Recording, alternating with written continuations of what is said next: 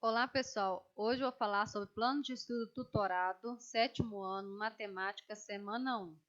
Unidade temática, geometria, objeto de conhecimento, relações entre os ângulos formados por retas paralelas intersectadas por uma transversal. Habilidades: verificar relações entre os ângulos formados por retas paralelas cortados por uma transversal, com e sem uso de software de geometria dinâmica. Utilizar termo ângulo, reta paralelas, transversais e perpendiculares para descrever situações do mundo físico ou objetos. Conteúdos relacionados: o ângulo e seus elementos, medida de ângulo. Vamos para as atividades. Atividade 1.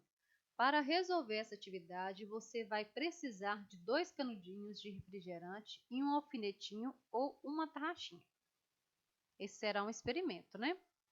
Usando o alfinetinho ou a taxinha, preencha os 2 canudinhos por uma das extremidades. Depois, faça o que se pede. A.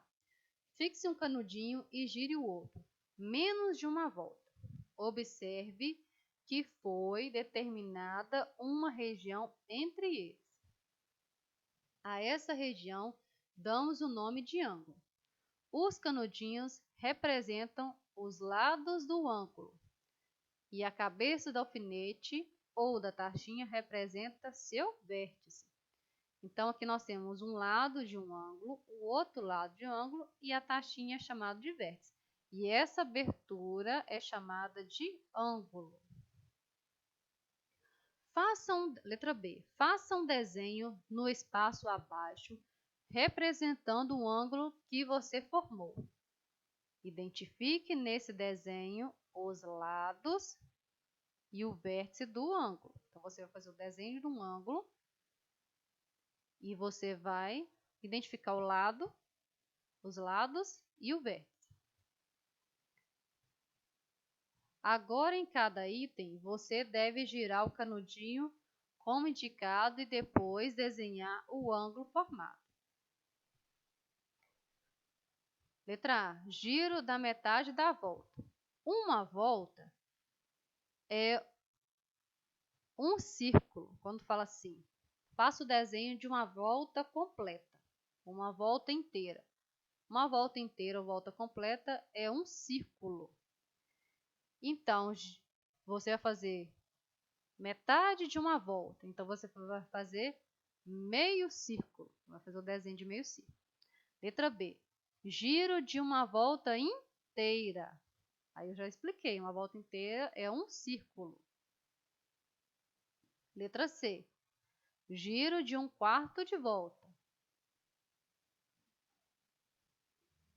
Um quarto, então, um quarto de volta vai ser a metade de meia volta. Aí você vai fazer um desenho aqui. Letra D. Giro de menos de um quarto de volta.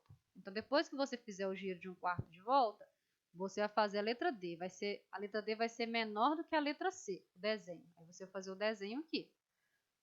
E a letra E, giro de mais de um quarto de volta. Então, se a C é um quarto de volta, a E é um quarto a mais. Então, mais de um quarto de volta. Então, você vai fazer um desenho da abertura maior do que a letra C. Compare os ângulos que você desenhou nas letras D e E. Qual deles é maior? Aí você, depois de fazer toda a atividade número 1, você vai observar a letra D e a letra E e vai responder. Qual deles é maior e por quê? Número 2. O ângulo que representa a metade de uma volta chama-se ângulo raso. O ângulo que representa um quarto de volta chama-se reto. Indicamos o ângulo reto pelo símbolo. Dê exemplos de ângulo reto e ângulos rasos que estão à sua volta. Então, você vai observar o ângulo reto, que é um quarto da volta, e o ângulo raso, que é meia volta, e você vai observar no seu dia a dia e você vai dar exemplos de ângulo que você vê no dia a dia que tem o formato de reto e o formato de raso. Atividade 3. Para nomear um ângulo, é comum usarmos 3 de seus pontos, o vértice e mais 2 pontos distintos, cada um deles pertencentes a um dos lados do ângulo. Na figura a seguir, temos o ângulo AOB. Indicamos esse ângulo por AOB ou BOA. Não pode esquecer do símbolo que está em cima do O aqui.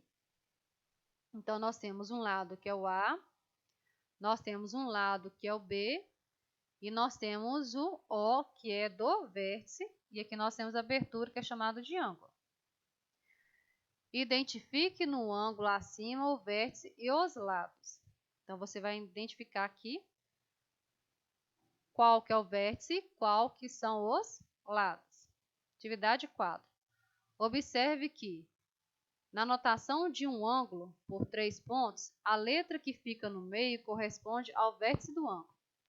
O símbolo, chapeuzinho, é usado para destacar o vértice. Em cada caso, desenhe um ângulo, destacando sempre 3 pontos, o vértice e os 2 pontos de seus lados, conforme indicado na notação.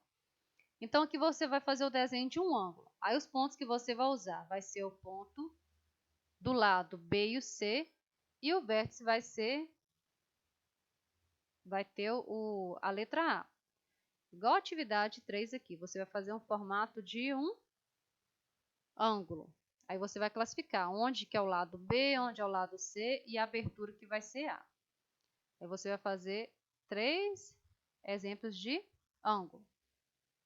Você pode fazer um ângulo mais aberto ou um ângulo mais fechado. Aí vai ser opcional. Atividade 5. Escreva a notação de cada ângulo a seguir, usando 3 de seus pontos. Depois, ordene esses ângulos do menor para o maior e responda o que determina a medida de seus ângulos. Então, nós temos a primeira figura, né? A segunda e a terceira. Aí você vai escrever a notação. A notação é o quê? É os lados do ângulo mais abertura. Então, como vai ficar aqui? O primeiro ficar AOB ou BOA. Depois você vai fazer com a letra B e com a letra C. Depois que você escrever a notação de cada ângulo, você vai escrever eles em ordem do menor para o maior, em ordem crescente. Aí você vai olhar a abertura de cada ângulo, qual que é o maior e qual que é o menor. Então, essas são as atividades da primeira semana. Espero ter ajudado e até a próxima!